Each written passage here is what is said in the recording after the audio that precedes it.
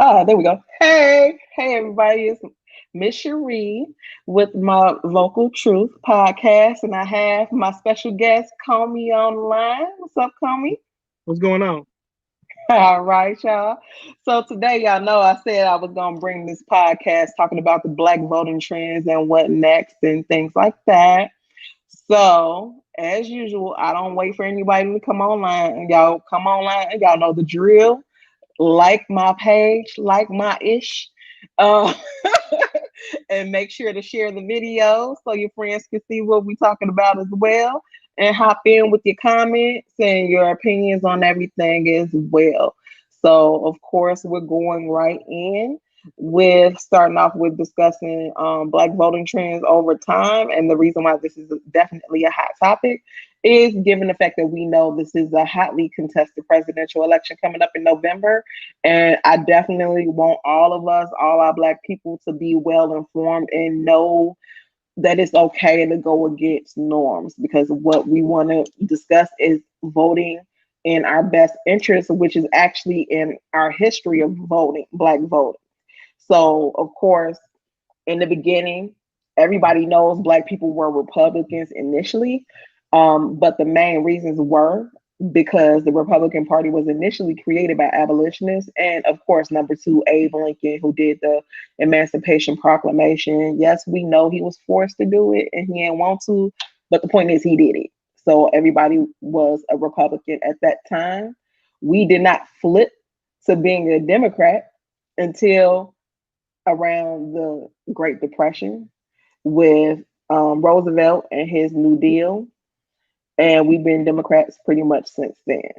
So, with that being said, it just shows in the New Deal, the reason why we voted for that is because, once again, that was in our best interest.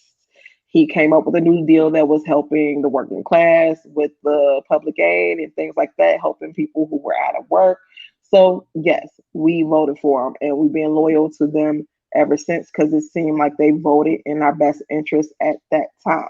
Now, with that being said, in this climate, post Obama, are the Democrats still doing their job, especially in light of the Black Lives Matter movement and the things that we want done, and we want it done pretty much yesteryear. So, Coleman, got anything to add in on that so far? Um, Not really. The the whole black people. Uh, well, part of the time we flipped, like part of us flipped. For FDR, but that was mostly in the North. And the South, black people were still mostly Republicans. The South didn't flip until Kennedy, and when That's Kennedy true. started talking about the Civil Rights Act. And so what happened was white people ran to the Republican Party, and because JFK started talking about civil rights, and well, actually, because they elected JFK, because JFK was a Catholic, and so it's just a whole lot of dynamics to white folks' politics, and so, Right. um, but Theirs yeah, is you're more pretty much complex. right. Yeah, Yeah, thank you. Yes, I did forget about the Kennedy era and how that was. White people politics is definitely more complex. They right. definitely, it depends on their income level and things like that. So they Mhm. definitely have the luxury of voting either or. They don't have to be committed to anything or anybody. So they Right. have that luxury. We really are looking for people who are voting or who will represent our best interests. Or we So should that be. brings we're supposed to be, Right. definitely. Unfortunately, what I'm seeing amongst our community, I do like the way the youth are that are coming of age, and they're looking for people to represent what they're looking for. Unfortunately, most of the older Black people are definitely more staunch in who they vote for, what political party they vote for, contrary to who's running and contrary to what they're talking about, whether or not it's in the interest that we're seeing or not. Older Black people are just harder minds are harder to change the older they Mhm. get. Right. So, but even though still, I definitely want to see us more paying attention, close attention. And the reason being is because I'm watching Biden like a hawk. Now, Mhm. those who know or pay attention to my page, No, I've specifically said I do not feel comfortable voting for Biden at all. Right. And so many people are saying like, why? He was Obama's vice president. I'm like, and he was Hmm. chosen. He wasn't voted. He was Right. chosen. Right. And who's gonna say no to the sitting president or this rock star? Well, That there's a little more to it than that. right, Like the reason that he was chosen is because he's a very, very moderate white. Like he's like a Republican and Democratic face. You know what I mean? Like he's always exactly. been very moderate, always been very corporate, and so in order to make Obama seem more palatable to white people, Hmm. they gave him this white man that's really really good at like gaslighting black people, and he's been doing it for like 50 years. Like his entire platform like has been built on gaslighting black people. You know what I mean? Exactly. And so well, like the nerve, like if you don't vote for Biden you ain't black. Are you Exactly. serious? Oh You man, that blew me. I was so mad. mm-hmm. So mad. I don't think Trump would go that far. No, he won't. He just has um exactly, Zach. So Zach, one of my friends, he's basically co-signed exactly. Biden is a Right. moderate. That's why he was chosen. Mm-hmm. So yes, but at the same time, no. Trump, as much of an idiot as he is showing himself to be, he is not that stupid. He does not say anything. Now, the worst thing he said during his campaign was like, "What do you have to lose?" Right. That's the most he's ever really said. Um, and he has not. He still has those two ladies that I think Diamond and he's gonna Silk. dust off and bring back out. Diamond and Silk. Yes, I did not ever Mm-hmm. commit their names to memory. No. The two caricatures, yes. Yeah. He's gonna dust them off and bring them back out to kind of try to attract the black vote again, Mm-hmm. for those who voted for him the first time. And Right. trust me, there are some, because everybody's gonna say, "No, I didn't vote for him." They did. Somebody did. Because no, there's no way. But when it came down to Trump, no, Trump is not going to go that far. It's just that Biden is shocked because he's coming out of being VP for Obama. So he's Mm-hmm. already banking on that black vote just because of the Obama factor. Right. So he's kind of becoming more incredulous, like, how dare there be any black folk who question me now? Right. So that's where he's coming from. But he has a lot more to prove. And just like we were talking about off camera, I'm just saying that I really wish more people paid attention to the flip flopping he's doing in this campaign. So it's like, not only is he insulting us by like, oh, how dare you not vote for me? You're not black if you don't want to vote for me. But also he's going back and forth. Like, we have to keep in mind the things, our requests from the Black Lives Matter movement and things like that. So part of our Mm-hmm. interest is defunding the police. He is staunchly against defunding the police. That will never happen under Biden. That's no question. We Right. also know Trump is against defunding the police. So either choice, either one of those two choices, it will not happen Right. at all. So you can forget that. So keep calling for defunding the police on the federal level. That won't happen. On a Right. local level, local politics, that's why I tell a lot of people federal politics is definitely something to watch and keep abreast on, but your local politics is what hits you first. So you Mm-hmm. need, so at that point, it comes down to state and city local rights at that point. Right. Right. So the only chance of defunding the police on the local level is up to your local politicians. Right. Yeah. Like it'll never happen on a federal level. Like Bernie wouldn't Nope. have moved on that one. Nope. But yeah, I on the local, I personally believe that presidential politics is a distraction from the real work. I don't. I occasionally speak on it, but it's far more important to try to affect those elections that touch you on a real level. And the smaller the election, the better. You know what I'm saying? Your city Very much. council, your county, your local school council. Those are the elections that you should be paying attention to and actively trying to affect, because as individuals, we can affect those elections. Um, Exactly. Kind of depending on where you are. I learned the hard way that LA is bigger than I thought it was. but I like in Chicago, Hmm. with a coordinated organizing, like we could take some seats on the south side, like some of those aldermen that just black and face only. Some of those seats can be taken. You know what I mean? It just takes some really really hard work, knocking on doors 3 or 4 times a year. So Well, more because to be honest, in Chicago, you forget we have that mantra in Chicago politics that we all seem to carry around, whether we like it or not, which is don't nobody don't don't nobody want nobody that somebody else hadn't sent.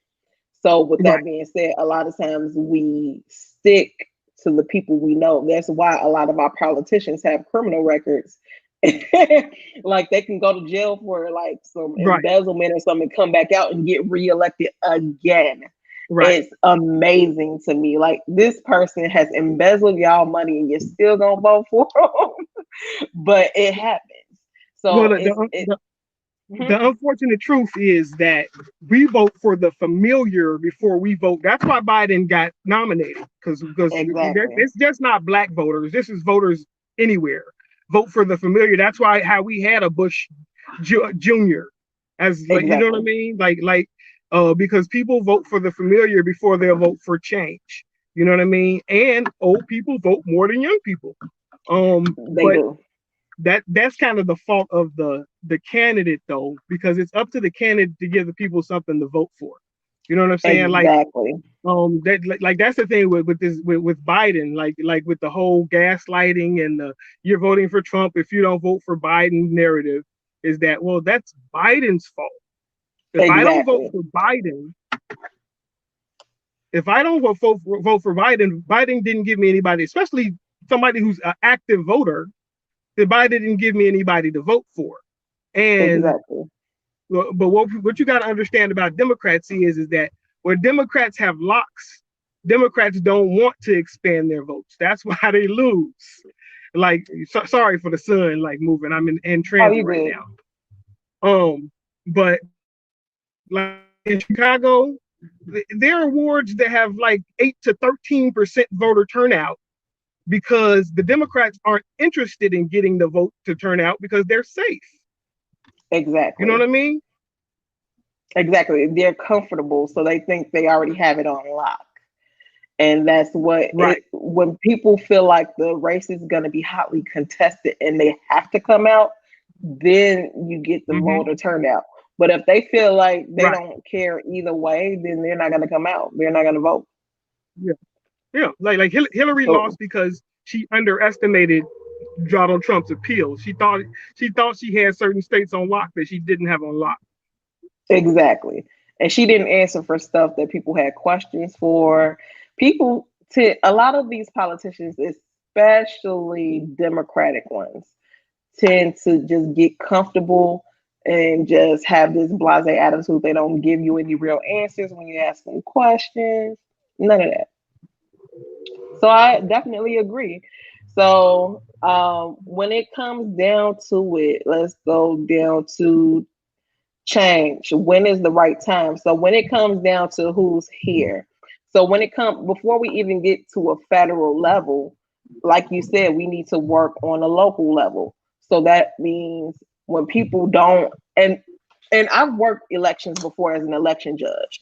So I know how elections turn out. Like when I a lot of times for the local elections, that's like a low voter turnout. So many people don't turn out for aldermanic elections for the Right. local for the mayoral unless it's hotly contested. A lot of Right. them for the most part do not turn out, and that's where when people complain about things going on in their city and oh, I don't even know who my alderman is, that's like a big issue. And these are the people who will complain about the president or whoever the sitting president is or whoever is elected as president so readily, but can't even tell you who their alderman is, where their office is, when they have their open night to take in the community concerns. Right. These are things that really should be of concern, but it's not. But it Mhm. also goes into, I don't know whether or not their level of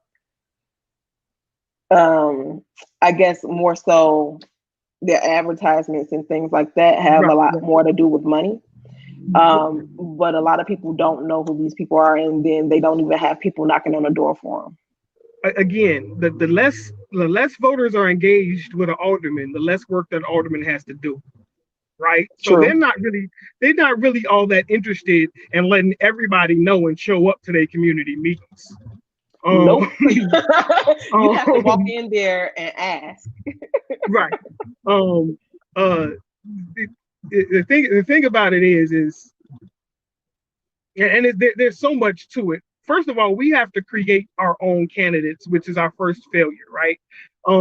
In Chicago, most of the candidates are like manufactured in these packages that we're given to choose from, right? Very few Mm-hmm. people are engaged like from the ground in vetting people and building that a person's image and fundraising for a person. So we know that once we get this person elected, they still gonna work for us because we Exactly. created them from the ground up, as opposed to this polished package like Obama, for instance, that sort of gets slid on to us.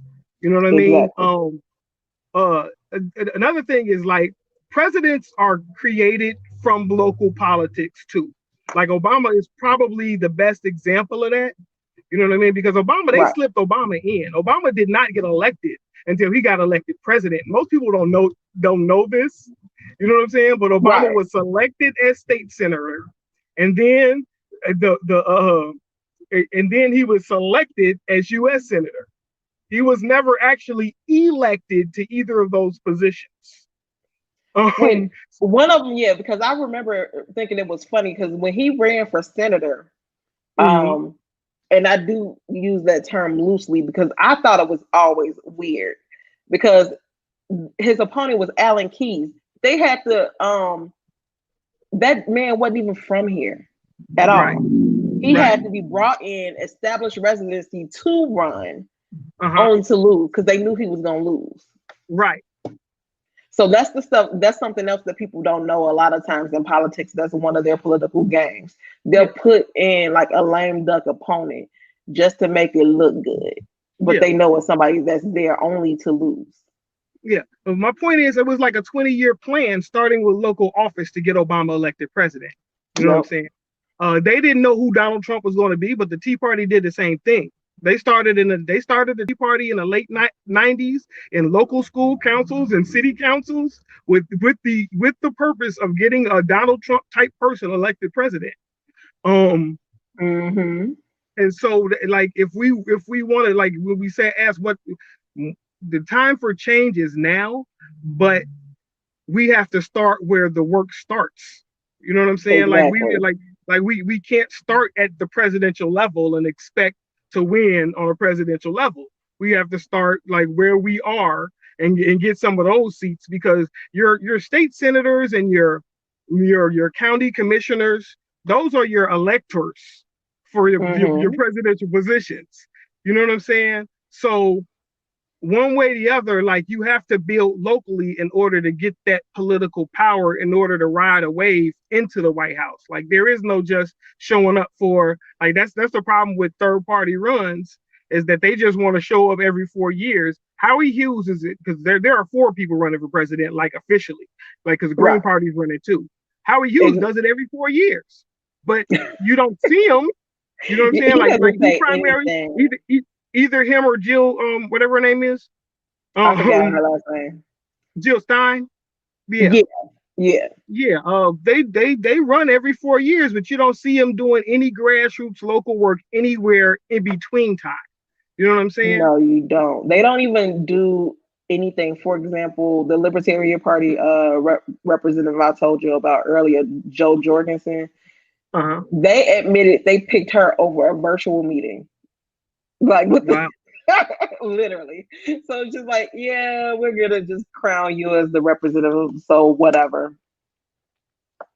Yeah, yeah. But Like yeah, like it's like And the problem in politics is people don't understand. The vast majority of Americans, be they black, white, pink, or purple, don't understand the basics of politics.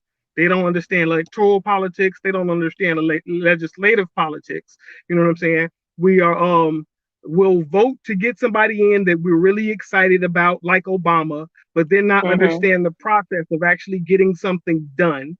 Um, Right. because I mean, there is valid criticism of Obama that he didn't do enough for black communities, but there's also valid criticism of black communities that we didn't organize in order to get what we wanted out of the president while we had him. You know what I'm saying? True Like, and like, true. Yes. like, like the LGBT community, they got what they wanted because they were organized and they were vocal and they were committed to a singular goal. And until black people get on a page, regardless of what page that is, you know what I'm saying, and not the Democratic Party page, because the Democratic Party has shown itself over and Right. over again to not work in our best interest. But we need a page. Everybody in general needs to be on that page. Correct. And actually, I had a show the other week about that, about what our platform is, because that's part of the biggest issue is that we haven't organized, we haven't tried. Like everybody has their different needs, but the main needs of the Black community, we have. It's always that one person that's, what about this? What about that? It's like, look, let's just get this all down to the main few items. No one has time for a but long list. Mm-hmm. So So, but getting on that one same thing page. one thing that the Republicans do very right is you're not gonna bring your mess into their group or into their Nope. space. The Democrats, they don't manage it as harshly, but when it's time to vote on it, they do the same thing. You know what I'm saying? Like Mm-hmm. 80%, at least 80% of Democrats want to legalize marijuana. At Right. least. But when it's time to vote on it, they're not gonna legalize marijuana because those pharmaceuticals are up in their pocket. You know what Yep. I'm saying? And Um, they're not messing up their side money. Right, exactly. Because that's what that's all about. When it comes to legalization of marijuana, it's about keeping those jails full and keeping those pharmaceutical companies rich. Exactly. And if you legalize marijuana, which is technically thought of as a natural remedy, then that's less money for those pharmaceutical companies. Mm-hmm. And also with Medicare as well, those insurance companies are also in their pocket. So Medicaid for all is not in their best interest either. Right, So yep. So while we're voting Democratic, Democratic is voting for their pockets. right, exactly. Yep. And Republicans, when I look at the way they vote, they're very conservative. So even when it seems like they may vote for something that may benefit us, is very, very, very modest. Right. Like everybody talks about the prison reform that Trump signed into law, but even that was super modest, where it's still not enough to me when I read up on it. It's still not enough. Like a lot of people that are in jail already, who are already in prison, it doesn't benefit them any. They're not getting any reduction in their sentences. It still doesn't seem to really address the equity in time. So that's just the way I look at it. It's a good first step, but to me, it's just not enough. Well, conservatism. And I didn't catch a lot of what you're saying. I think my signal is a little messed up because I just Yeah, got on it's the going in highway. and out. Oh, but But it was more. like I don't under. Go. Can you hear me? Yeah, I can hear you. Okay. I didn't catch everything that you said, but like, I like I don't think personally, and I know that there are black people that will disagree. I don't believe that black people have space to be conservative. Like we don't have anything to conserve. Um, like conservative by definition means that you don't want anything to change or you want something to go back to how it was. And what in America do black people want to go back to? Like what do we have Exactly. in our the Republicans? I mean, like there's no like denying that like the Republicanism is the party of like blatant whiteness. You know what I'm saying? I'm white and I want I wanted the country to stay white, so I'm gonna vote Republican. Like it's no mistake that like 98% of their voters are white people. You know what I Correct. mean? So Well, to piggyback off that, rich white people. Well, even though there are a lot of low income white people that goes with that, but the reason why I kind of put in, I guess, the rich part is because that's where a lot of black people decide they want to be Republican. They think it's mhm, the party for money because one of their biggest sticking points is protecting the pockets of the rich. So that upper 1%. So they're right, not really talking about that black person who's making in the lower six figures who think they balling now. They talking about that upper 1%. They want to keep all their money. And that's where it comes from. But I definitely agree with that being a party of whiteness because white low income people they vote staunchly Republican as well, even though it's not necessarily in their best interest either. it's breaking up. Oh, I'm sorry. So Can you hear me now, yeah, or it's is a it little still better going now. in? Okay, cool. But yeah, I was No, just saying yeah, it's that just a I little better. added in the rich part only because I added Yeah, in the rich part just because a lot of people want to vote for it once they feel like they made a certain amount. And I've also yeah. caught flack just because I said I don't trust black Republicans, which I Well, don't. yeah, you shouldn't. Um, I, I don't too much trust black Democrats or black Republicans, personally. Uh, but yeah, and it's sort of like Republicanism is really about selfishness. You know what I'm saying? It's about me. Um, Democrats sort of they try to play like it's about us until it's time to actually do something about us. Right. I really think the Democrats have perfected the sort of the savior role when it comes to Mm-hmm. politics. Uh, like every I said this like before we got on air. Like every 4 years, they come to save us from the Republicans, and that's why Right. like we lose a little ground every time. You know what I'm saying? Every time, every 8 to 12 years, the Republicans dig a little deeper into capitalism. The poor get a little poorer. The rich get a lot richer, and the Democrats promise to come save us. And then they let the Republicans do the same thing while the Democrats have power. You know what I'm saying? And this is the only thing I'm really confused about when it comes to the black electorate is how do we not see that? Like, how do we not see that we lose as much under Democrats as we do under Republicans? You know what I'm saying? Like It's Trump that blind loyalty, is, blind loyalty. yeah, Because when I try to open people's yeah. eyes, they don't want to see it at all. I mean, we lost more under Clinton and Obama than we lost under Bush and Trump. Exactly. Like when it really comes down to it. Um, under Clinton, when they did the whole, well, okay, due to Clinton's policies, we lost a whole lot under Obama. We got to you sort of it was sort of a stretch thing because the subprime mortgage crisis, which Right. was caused by Clinton's policies and deregulating the markets, and Exactly. then we went into a recession and everybody bounced back but black people. And like Very people, true. you know what I'm saying? If people were like, well, it wasn't Obama's, but was supposed to be everybody's president, and he was everybody's president, but black people's. And people don't Exactly. seem to understand that. Yeah, when I mentioned that before, a lot of people go, "Oh, well, he was blocked from a lot of things." I'm like, no, no, no. There were certain things that he could have voted on while he was passing out his legislation for everybody else. It was Mm-hmm. legislation because actually they mentioned reparations to him, and he Oh yeah, said no. yeah. Obama was opposed to reparations. Um, we have to understand that Obama is not a black American. Right. He's African American. He has no skin in the game for reparations. he wouldn't be eligible. Right. Um, and he didn't come up in black culture. Like he didn't like discover his quote unquote blackness until he was well in college somewhere.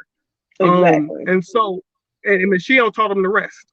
So it was like, it's like, on one hand, we had some expectations of Obama that were based on his skin color that didn't transfer into his identity. And that's sort of our mistake, but lesson learned. Mm-hmm. Um, on the other hand, he ran on hope and change, and that just plain didn't happen. You know what I'm Exactly. It saying? was more of the same. Well, at least for us, for Black people. Yeah. The other thing I I mean, wanted to, huh? You were about to say I something? mean, the rest was a lot of come again. No, I was saying you were about to say something. Oh yeah. Well, the rest was all symbolic too. I mean, I'm not LGBT, so I can't speak to the substantive benefit of gay marriage. Um, Right. I'm pretty sure it's good for gay people. Yes. Um, but like poverty expanded, education declined, um, homelessness expanded. So when it comes to the state of America in general, regardless of race, like things didn't get better for people. Like we he, he bounced back from a recession, and people think that's progress, but that's sort of like I fell down in a puddle. I get up, I'm wet and I'm dripping and I'm cold, but people think that because they helped me up, that's all I need. You Right. know what I'm Like, no, there's more I'm to it, still but wet and cold. You know what I'm saying? Yeah, I exactly. need dry clothes. I need a warm place to sleep. You know what I'm saying? And instead of getting us dry clothes and a warm place to sleep, he picked America up wet and cold and said, "There you go. Now fix it." You know what I'm saying? Um, Exactly. and that's sort of what both of these presidential candidates now are offering. You know what I'm saying? Like right now, the house is literally on fire because we've set fire to it. You know what I'm saying? And they're saying, Exactly. no, we're gonna give you the same thing that you've been getting. You know what I mean? Like both candidates are saying that. So like to And get rid of Trump doesn't make sense because Trump is not the reason that the house is on fire. You know what I'm true. saying? Like Trump may have helped fuel the fire. You Right. know what I He might have mean? added a little And gasoline. Probably poured out a little for the right, homies. right. You know what I'm saying? But Trump, people started dying before Trump, way before Trump. You know what I'm saying? Like, so, let's stop acting like getting rid of Trump is the solution. It's Right. not. Especially replacing This them is with gonna be somebody real. that's no different. Like that Right, exactly. that's the point I'm trying to make now. Also, as you pointed out, we have to more than look at the president. We also have to look at the Congress, the House. We got to look at those Right. people as well, because you know Mm-hmm. the president is not the big. Everybody still thinks the president makes the decisions. He's still a figurehead, a figurehead. Because Right. even if he vetoes something, guess what? the the other branch, they can still make it a law. They can still make it happen. So it's still dependent on everybody choosing their representatives correctly as well. Right. Yeah. And also, And that's another thing though. No, go ahead. go ahead. No, no, go ahead on that too, because I was just going to bring up about the Black agenda and how before Obama was a thing, even before Bush Jr., how like Jesse Jackson and all of them would kind of get together, and every new president, I remember it was like a big thing on the news. I would always watch the news as a kid.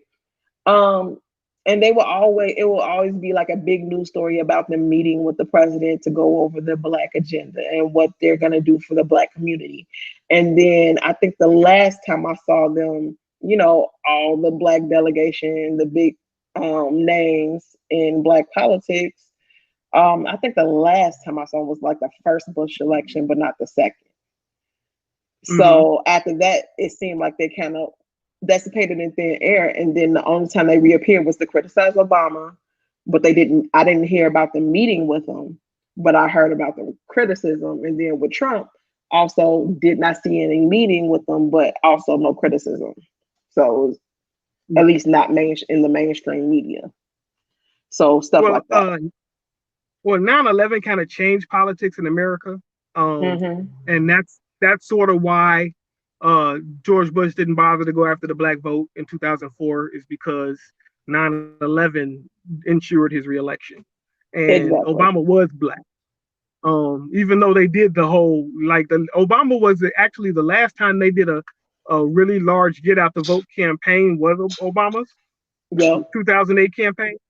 Mm-hmm. Um, as far as the black misleadership class, as I call them, um, Miss leadership. I'm gonna use that. yeah, I don't know. Jesse's been in it for itself for years and years, um, Mm-hmm. and they literally would just, like, I vaguely remember the little town halls they would do for the black community or whatever, and the problem is that the black poor have never had a voice in black politics, right? So Mm-hmm. the black middle class is what made the decisions, the NAACP class, who who have made the decisions as to what's best for black people. But these ain't the black people who came from poverty. You know what I'm saying? Like they don't know this struggle, but they get the voice to speak on what's best. That's how we ended up with enhanced sentencing and mass incarceration, is because they'll tell you quick, well, black people and the black elected officials asked for enhanced sentencing because they had to do something about the crime. Those wasn't even the people in the hood. Exactly. You know what I'm saying? Like, the people in the hood didn't ask for more people to go to jail. People in the hood was too busy trying to survive. Like, they wasn't engaging their Exactly. congressmen. Like these was the burbs talking, scared that the crime was gonna make it out there. And You know which what I it mean? has, but that goes along with black, the black and white flight from different cities, but that's a whole different topic. Yeah. Yeah. Yeah. Because Riverdale and Dalton is just as bad. Um. Exactly. But those are the same ones that are claim that, oh, I don't live in the city. Might as well. Anyway. I mean, I mean that, but that's again, that goes back to creating your candidates. Like, that's what happens when you depend on somebody to do what's best for you, and they didn't come from where you come from. You know what I'm saying? Like, and it's worse now because people sort of fake like they come from where we come from. You know what I mean? Right. Because Obama did, he pulled it off. He faked like he came from where he put on a Chicago swagger for us. You know what I'm Right. saying? And acted like he came from where he came, where we came from. Kamala Harris does it too. She's really, really good at She it. did. Um, I didn't think she was good at it, but but I like, know they she didn't. tried. You said what?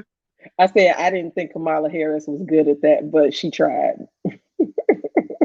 I mean, But, well, she convinces the people that vote, though. You know what I mean? right. Like,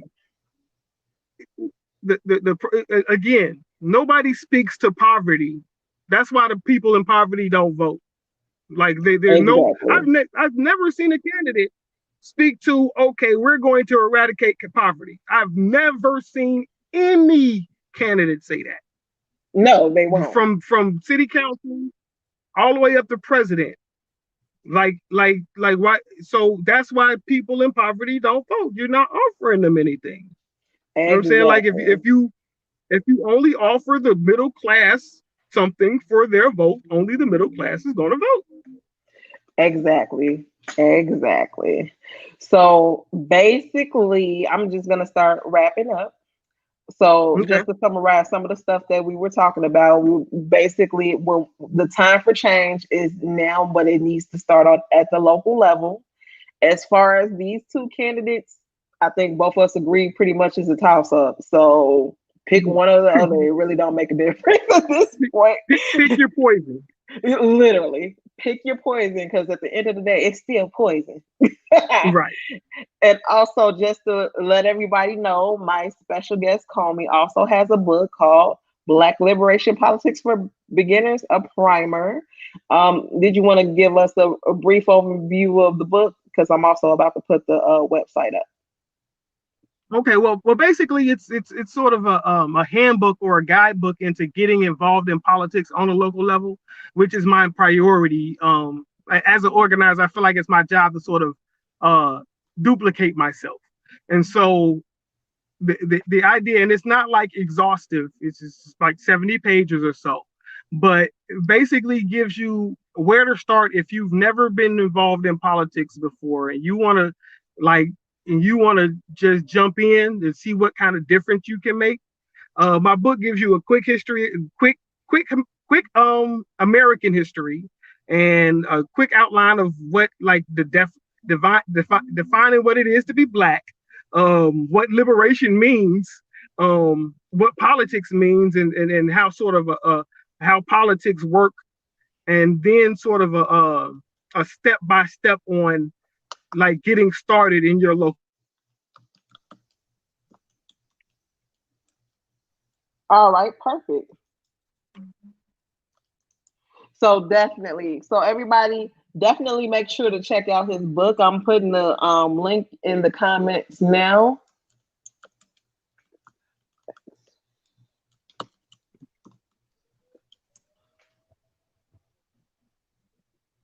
All right, perfect. So I'm putting that link in there for those who are interested in getting the book to read up more on mobilizing on a local level to start getting the candidates in that we need to see that's for us. Any closing remarks, Carmen? Only to encourage people to consider themselves for candidacy. And one of the things that the biggest mistakes that we make is that we always expecting to find somebody else to be that person. But if it's occurring to you to get politically active, you really need to really look into being the candidate yourself because you're not likely to find somebody with your values and serious about it. Um, be more uh be more willing to put yourself out there.